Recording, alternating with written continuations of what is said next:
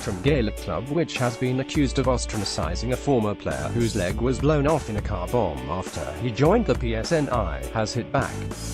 Kickham's Cregan Gack in Randallstown was slammed after Peadar Heffron revealed in a moving interview with well-known GAA pundit Joe Brolly his disappointment at his former club for not standing by him.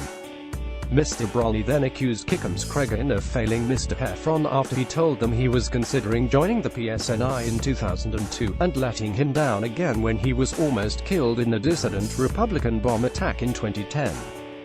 But a strongly worded letter in Gaelic Life from PMAC and TSAOIR, a committee member of Kickham's Cregan, said that Mr. Brolly's criticism of the club only inflamed resentment and division.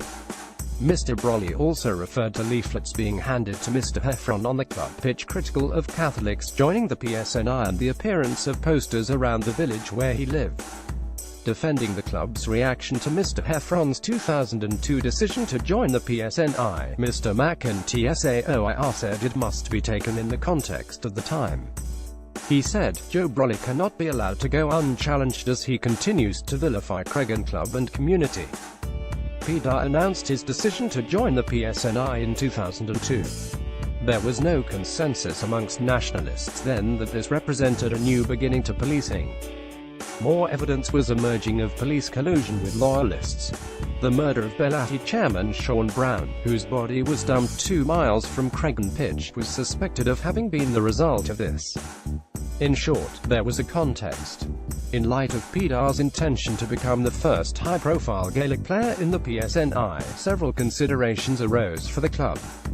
Most crucially was its duty of care for members due to the inevitable security presence at games and the risks arising from this.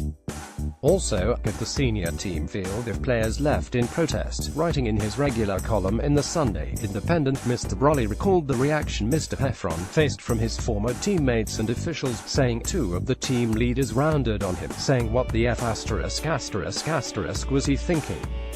No one said a word to him. His boyhood friends never spoke to him again. Out on the field, the manager ignored him.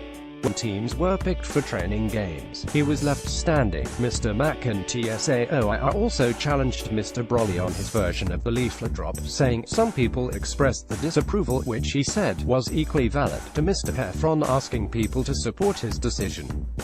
The lack of public support given to Mr. Heffron by his former club in the aftermath of the attack on him is acknowledged by Mr. Mack and TSAOIR in his letter to Gaelic Life, but he said to this I could have looked hypocritical.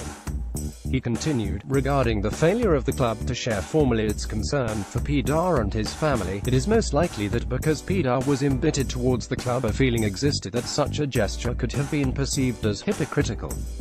The lack of a formal gesture of sympathy from the club is something which the club should consider sometime in the future. His sense of betrayal is understandable. However, Joe's provocative attack on our club using terms such as rotten, cowardly, and self-serving, rather than resolving anything, have sown resentment and division. The Belfast Telegraph contacted Mr. Brolly for a response. He declined to comment. Belfast Telegraph.